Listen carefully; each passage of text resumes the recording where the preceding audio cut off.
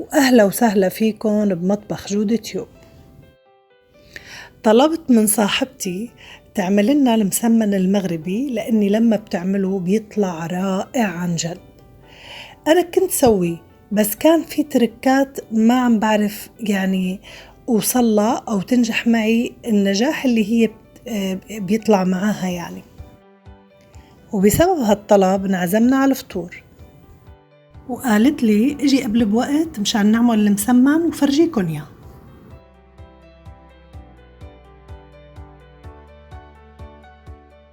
وهلا خلونا ننتقل لنقول مكونات المسمن المغربي.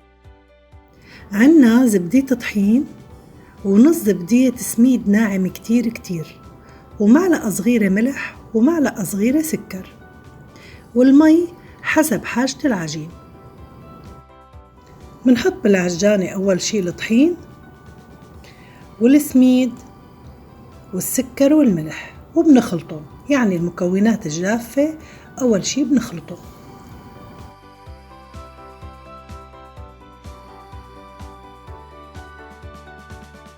وبعد ما المكونات الجافة تنخلط بننزل المي شوي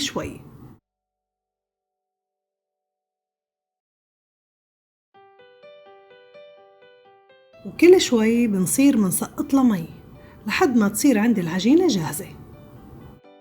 وحتى لو هي هيك إسا كمان بحط لها، شوفوا كيف إسا برجع بحط لها نتفة مي، بدي إياها تعلك شوفوا كيف العجينة ما عم تلزق بالعجانة.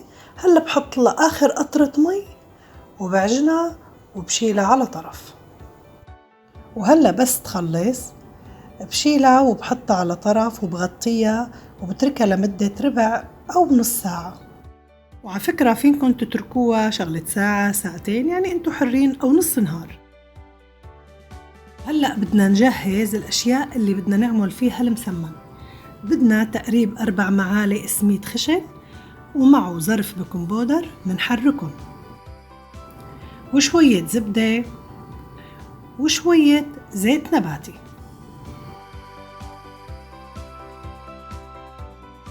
وبلت ايدي بالزيت النباتي وبشيل العجينة وبقطعها. طلعت معانا 11 قطعة.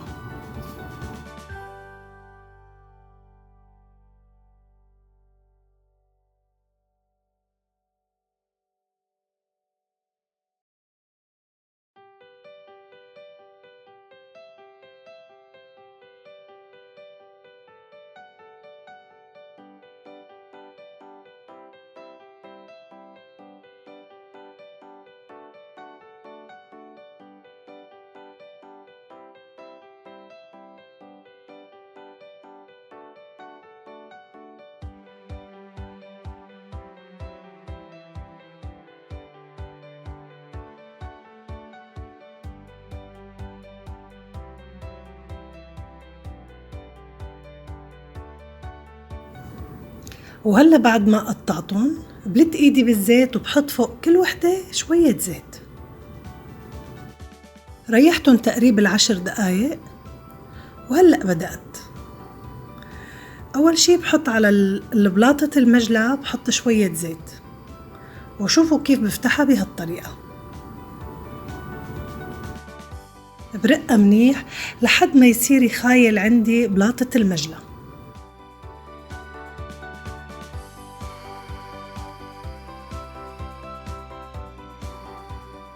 وبعد ما رقيتها منيح هلأ بدي حط شوية زبدة، شوفوا كيف.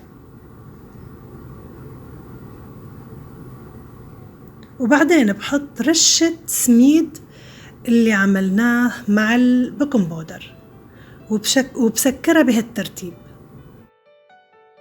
بجيب أول جهة وبحط الجهة الثانية عليها وبحط شوية زبدة وبحط فوق منها شوية سميد اللي خلطناه مع البيكنج بودر وبنسكرها وبنعملها على شكل مربع.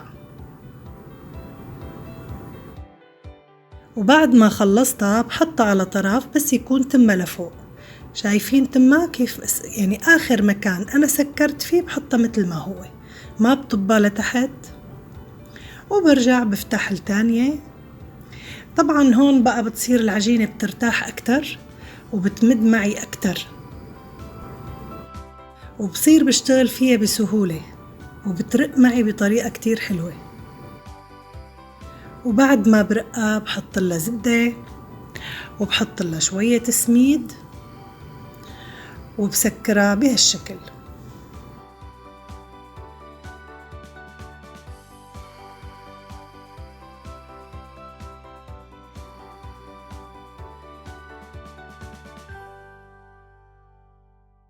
ولا ننسى آخر تسكيرة نحط لها شوية زبدة وشوية سميد خشن ومنسكرها.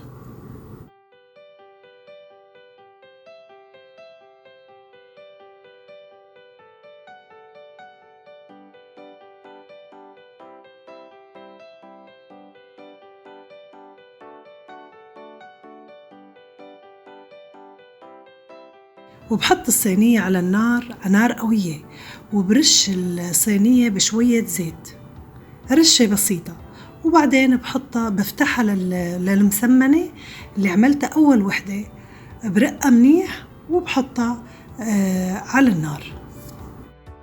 ولأنه النار قوية أول ما منحطها للمسمن شغلة ثانيتين 3 وبنقلبها، وبصير بقلبها على النار لحد ما ترفخ. هلا هيك أنا كل دقيقة تقريبا بصير بقلبها.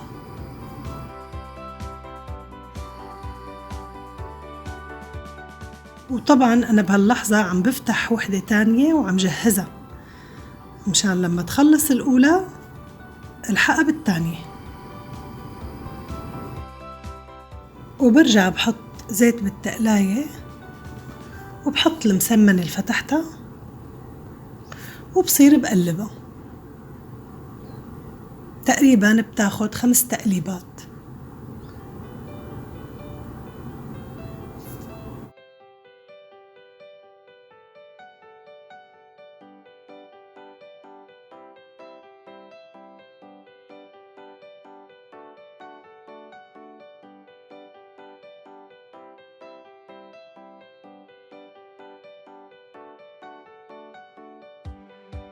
وشوفولي يا سلام، شوفولي والله شي رائع، طعمة رائعة.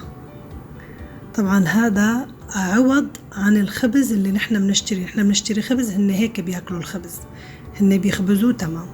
شوفولي على هالمنظر الرائع، غير الطعم يعني أنا ما بدي أحكي عن الطعم، شي والله رائع جدا ولا أطيب يعني. بتمنى كلكم تجربوه. اللي ما بيعرف المسمن حتى خفيف يعني بتلاقوه خفيف مانو تقيل، طبعا إذا تقيدتوا بنفس الطريقة اللي نحن سويناها. وإن شاء الله مليون صحة وهنا.